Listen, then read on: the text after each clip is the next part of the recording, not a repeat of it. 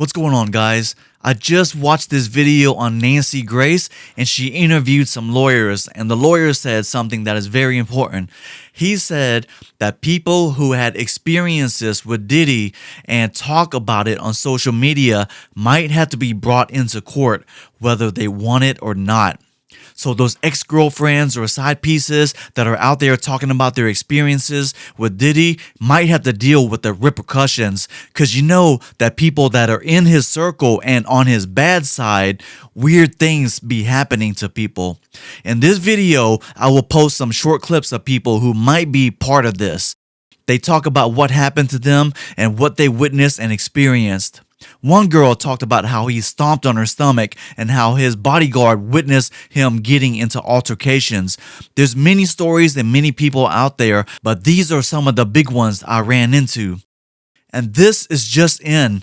Diddy's kids hired El Chapo's old lawyer, which is crazy. They hired a mafia drug lord lawyer, which means they might have something serious to hide and want the best people to represent them. Let's get to the video clips. I'm just wondering, Nima Romani, all the people that say they're not willing to speak out. For instance, the one backup singer who says she doesn't want to talk about it, not that I blame her. But these are people that are going to get called to grand jury because they're out there. They're putting it on social media. That's low-hanging fruit for the feds. Oh, there's no question they're going to get grand jury subpoenas, and whether they want to or not, they're going to have to testify. So obviously, if you're a prosecutor, you want to be sensitive to a victim of sex abuse, and to the extent that you don't need them, maybe you don't put them in front of a trial jury. But a grand jury is a secret proceeding, meeting with prosecutors. Those meetings happen behind closed doors. So that's going to happen whether the victim wants to or not.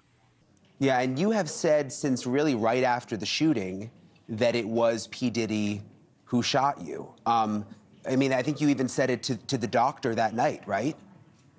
I said it immediately. I literally watched them pull out the guns. I've had a clear point of view. I mean, for God's sake, I got shot in my nose.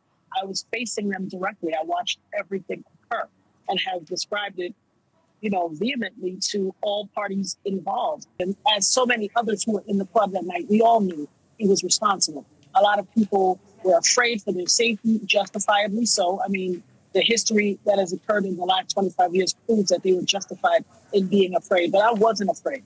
I wasn't afraid because I still bear I have 9 bullet fragments remaining in my face. So when I saw that count 128, that's actually count 128 of the lawsuit.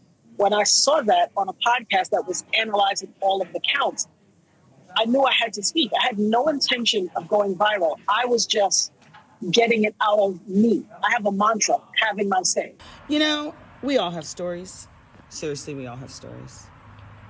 Mine is horrific and only 5 people know it. And I probably will never tell it. But since then I've been like, yep. And I also am very intimately aware that you tell your truth and you become victimized over and over and over and over and over and over. And mind you, I then interviewed him many times. I have a lot of stories, y'all. I've been in Hollywood for 25 years, maybe longer, 30. I got a lot of stories. Unfortunately, maybe I'll write a book one day. But it just is so traumatizing that women just want to live every day and feel safe. And when we revisit, we live in a state of victimhood. And nobody wants to live there. So for those of you like, why didn't you say something then? Because we just want to live. We want to be happy. And we really want to forget the trauma. So he had we were in his closet and he pushed me and I fell to the ground. And then he stood over me. So I was laying on my back and he stood over me and he started punching me like this. He avoided my face, but he started punching me on the side of my head, and I was just covering my face. And he did that and then after he got done doing that, he cuz he was standing, his legs were in between me. So he